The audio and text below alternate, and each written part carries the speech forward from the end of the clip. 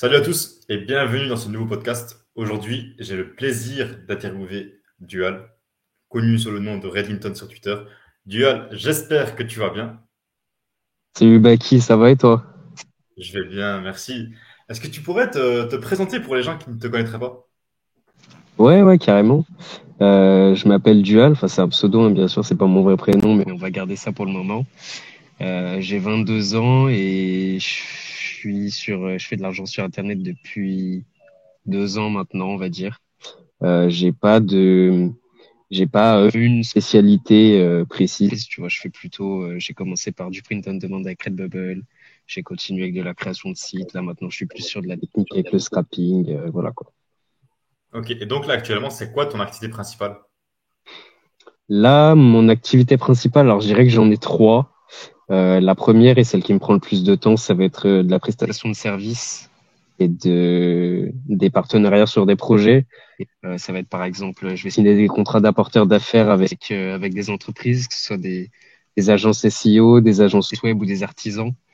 Ça peut varier, tu vois, par exemple, pour un artisan, ça va être sur de la génération de leads. Donc, il va me donner un petit peu ses critères et moi, je vais me débrouiller pour lui apporter des adresses mail, des numéros de téléphone, enfin des leads de ce dont il a besoin. Il va aussi avoir de la mise en place de solutions de scrapping et d'automatisation pour rester sur la prestation de service. Et après, à côté, j'ai deux, trois petits autres business qui tournent, on va dire, comme Redbubble, par exemple, où ça va plutôt être du side hustle, donc c'est du revenu passif qui tourne et qui fait rentrer un petit peu de sous tous les mois. Et après, en ce moment, j'ai aussi ma formation sur le scrapping que je lance bientôt. Donc voilà un petit peu ce que je fais en ce moment. Ok, donc là, comment est-ce que tu as fait, pardon, pour trouver cette opportunité sur le web? Bah en fait, si tu veux, moi je me suis lancé un petit peu au moment du Covid, et au moment où j'étais cloîtré chez moi, à lâcher un petit peu les cours et à pas trop savoir quoi faire de mon temps, et je suis tombé sur le business de Redbubble sur Twitter. Et en fait, je me suis lancé là-dedans, mais après j'ai dévié sur pas mal d'autres choses. Et en fait, moi, ce que je fais, c'est que j'aime bien m'intéresser un petit peu à tout ce qui existe et à tout ce qui se passe. C'est-à-dire que je vais pas rester sur un seul domaine en particulier. Tu vois, quand il y a eu l'hype de la crypto, je me suis un petit peu lancé dessus. Quand il y a eu, là, tu vois, je suis en train de m'intéresser un petit peu à ce qui peut se passer autour de TikTok, de l'intelligence artificielle et tout ça. Mais là, actuellement, le scrapping, en fait, je me suis vraiment penché sur le domaine quand j'ai discuté avec David, hein, David Blackhat, et du coup, j'ai vraiment décidé de me lancer à fond dans cet axe-là parce que j'ai vu que ça pouvait ouvrir plein de portes derrière. Et effectivement, ça me donne plein d'idées de business que soit j'essaye de monter moi-même ou avec des personnes que je rencontre sur Twitter. Ok. Donc là, tu as ton idée, tu as ton PC avec toi. Quels sont les premiers pas pour mettre cette idée en action? Quels sont les outils ou la technologie que tu utilises? Bah, ça va dépendre du business que je décide de lancer, mais les outils que j'utilise en ce moment, c'est un petit peu tous les mêmes, puisque tout ce que je monte tourne quand même un petit peu autour du scrapping. Donc, du coup, il va y avoir forcément l'extension Web Scrapper, dont je vais me servir pour essayer de viabiliser mon produit ou viabiliser mon service, histoire de tester. Je vais directement essayer d'aller scraper des clients, d'aller scraper des leads que je vais ensuite démarcher pour leur proposer ma solution, mon produit ou mon service. Je vais beaucoup utiliser Web Scrapper. Après, bien évidemment, ChatGPT, ChatGPT, GPT-3, GPT-4 pour tout, en fait. Tu vois, si c'est de la prestation de service pour rédiger mon offre, pour faire les paragraphes sur ma landing page, etc. Je vais toujours me servir de ChatGPT, même pour de la programmation. Quand je vais faire des services qui ont besoin d'une petite partie de code, et ben, bah, forcément, je vais me rabattre sur GPT-3, GPT-4 et puis ChatGPT. Et après, ça va vraiment varier. J'utilise beaucoup Framer. Tu vois, au moment où je continuais à faire quelques sites, où je démarchais les clients grâce au scrapping, et ben, je me suis beaucoup servi de Framer, qui est un outil qui permet de faire des sites internet un petit peu comme Webflow. Et en fait, Framer a la particularité d'avoir sorti une nouvelle fonctionnalité qui est super intéressante, qui s'appelle Framer AI. Et en fait, tu vas lui donner un prompt, comme tu donnerais un prompt à Midjourney pour générer une image ou à GPT. Ben, en fait, tu vas donner le prompt du site que tu veux faire. et Framer va te générer via intelligence artificielle directement un site tout prêt.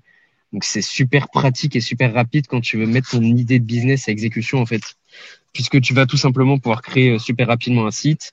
T'as scrappé tes coordonnées, donc tu vas pouvoir aller démarcher histoire de voir si les gens sont intéressés. Donc c'est en général ces outils-là que j'utilise pour lancer rapidement un business quoi. Mais comment est-ce que tu as validé cette idée donc, par rapport au scrapping sur le marché? Quels ont été les KPIs que tu as utilisés pour mesurer son potentiel succès? Bah en fait, si tu veux, moi je suis un petit peu un bouffon. C'est-à-dire que je comprends rien au KPI. Je comprends rien à tous les CRV, les Customer Lifetime Value, etc. Je capte pas grand-chose. Je regarde si ça fait rentrer du cash ou pas. Si je me lance sur un projet et que je génère de l'argent avec, bah, je vais continuer. Et puis, si jamais ça passe pas, je vais passer à autre chose. Je sais pertinemment que la première idée ou l'idée que je vais trouver là maintenant, c'est sûrement pas ce que je vais faire le restant de ma vie. Donc, je m'y attache pas forcément émotionnellement. Donc, ce que je vais faire, c'est je vais tester. Si ça marche, je continue. Et si ça marche pas, je change. À moins que ce soit vraiment une idée en laquelle je crois à 1000%. Et si jamais ça marche pas, bah, je vais essayer de m'adapter. Je vais demander des conseils. Je vais tester d'autres choses. Je vais voir ce que je peux améliorer. Si jamais c'est un concept et une idée auquel je crois à fond. Et sinon, je teste, je lance le plus rapidement possible. Si ça marche, je continue. Si je vois que ça fait rentrer des sous, si je vois qu'il y a des visiteurs, si je vois qu'il y a des gens qui rentrent leur mail, etc., des gens qui sont intéressés, bah, je continue. Mais sinon, je change, quoi. Donc, le KPI que j'utilise le plus, c'est la thune, vraiment. Si ça marche, je continue. Et si ça marche pas, je change, quoi. Et comment j'ai évalué le potentiel qu'il y avait avec le scrapping? En fait, une des raisons pour lesquelles j'ai arrêté de faire de la création et de la vente de sites web, c'est que je galérais à trouver des clients.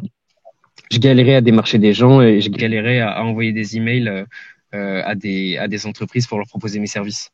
Et en fait, c'est ce que j'avais dit récemment sur Twitter, c'est que si j'avais connu le scrapping à ce moment-là, et bah ça aurait été super pratique.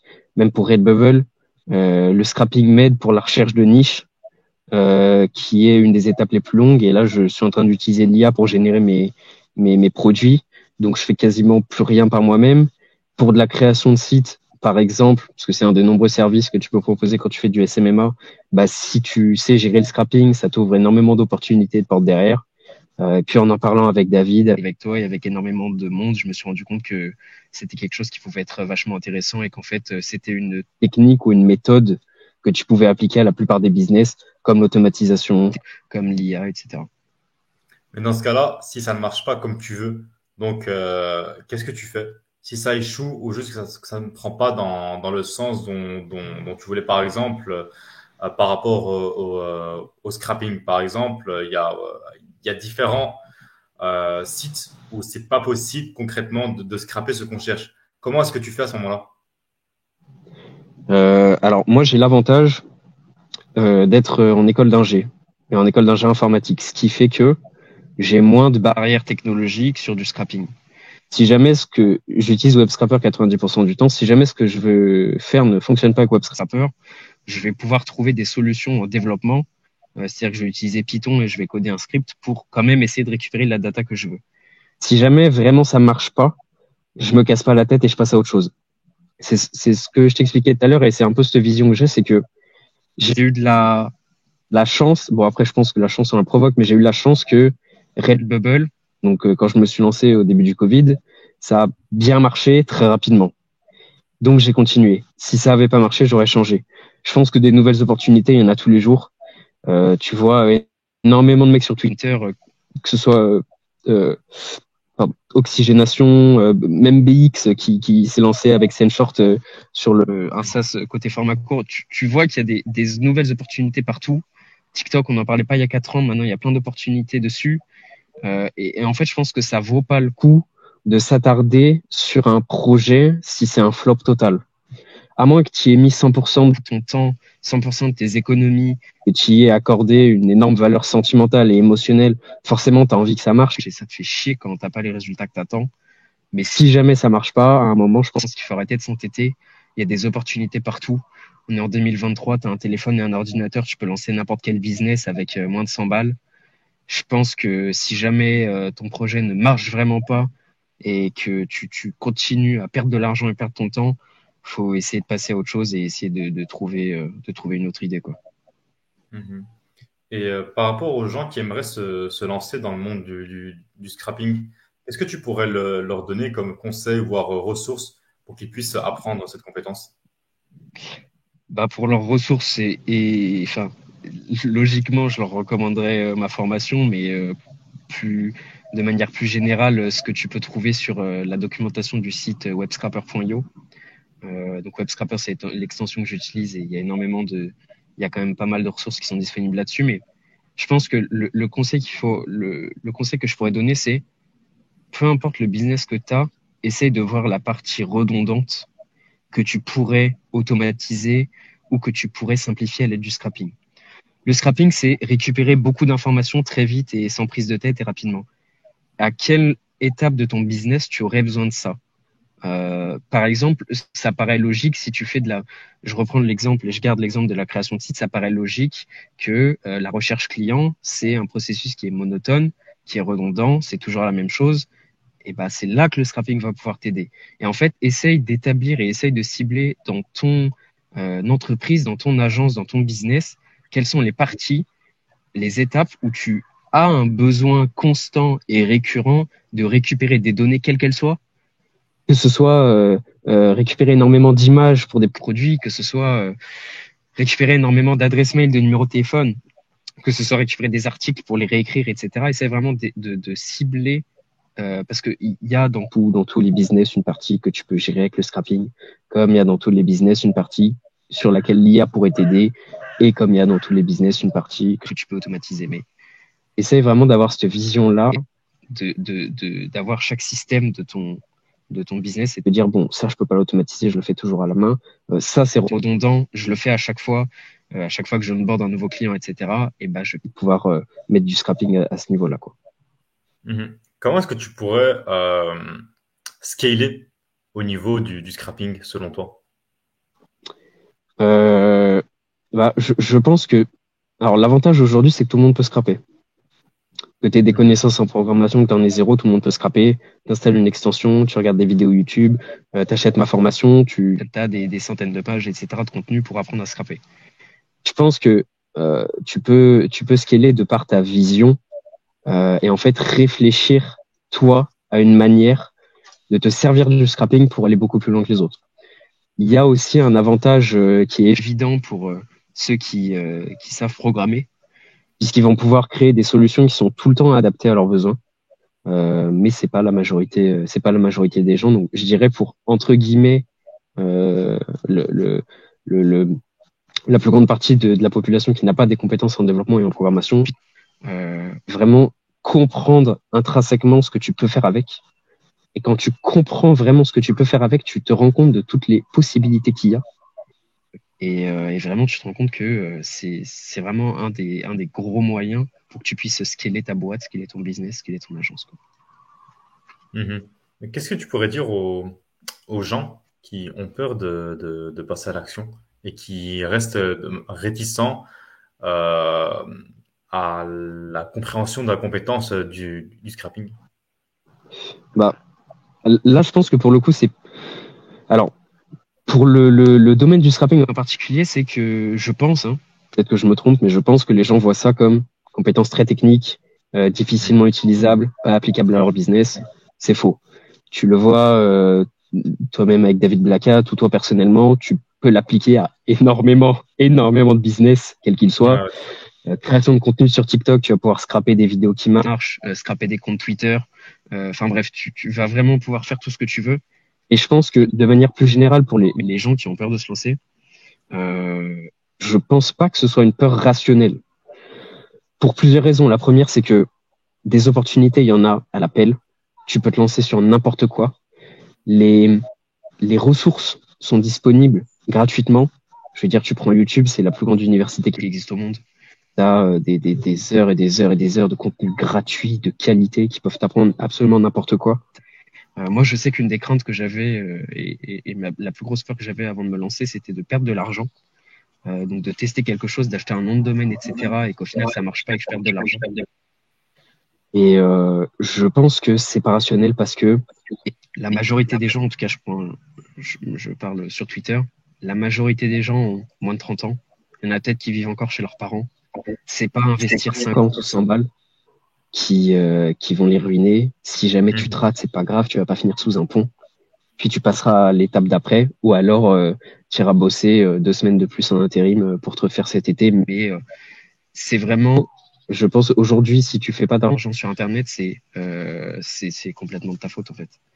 Lance-toi, si tu rates, c'est pas grave. Tu vas perdre 50 balles, tu vas perdre une journée de temps que tu auras passé sur ton projet. Mais en fait, vraiment le ratio risk-reward, il est absurde. Tu peux changer ta vie. On voit tous les jours des gens qui changent leur vie sur Twitter, sur TikTok, sur YouTube en moins d'un an parce qu'ils se sont lancés avec 100 balles, 200 balles à tout casser quoi. Donc, il faut vraiment y aller et à un moment, c'est soit tu gagnes, soit tu apprends. Il n'y a pas vraiment d'échec. Mhm.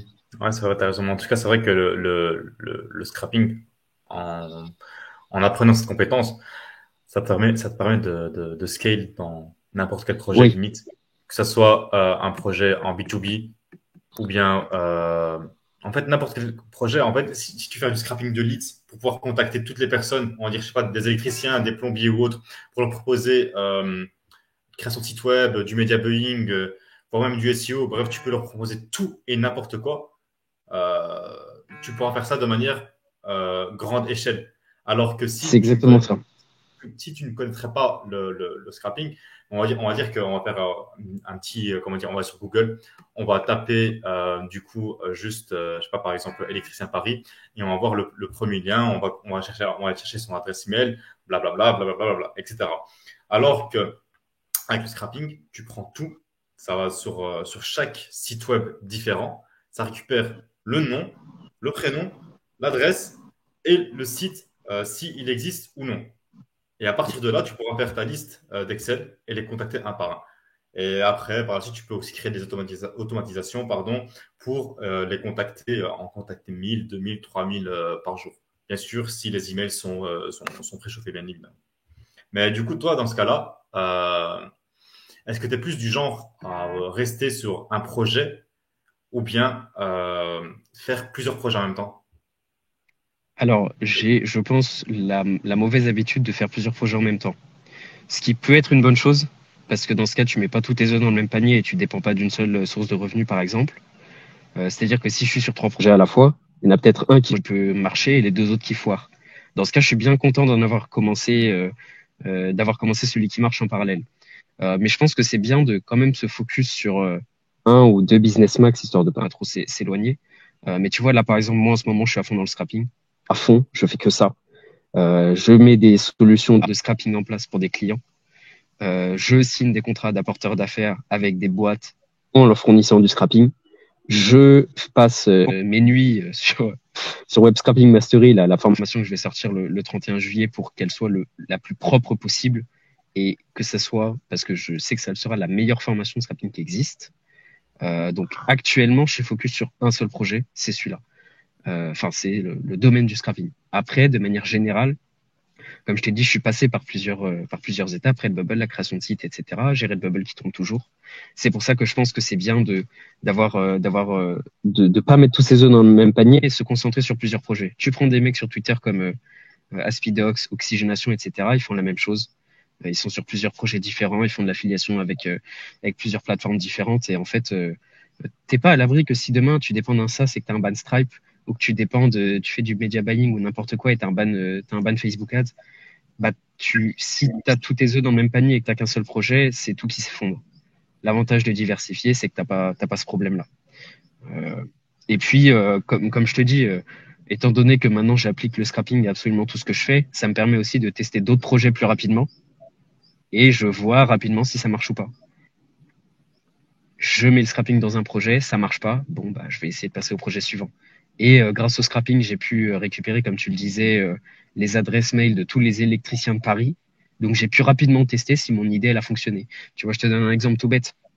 Il y a des vidéos qui sont satisfaisantes, j'aime pas ce terme, mais qui sont satisfaisantes de gens qui nettoient des voitures. tu Ouais. sais, qui nettoie le volant, qui passe l'aspirateur, la shampouineuse, etc. Ouais, ouais. Tu scrapes tous les garages de ta ville, tu scrapes tous les garages de ton département.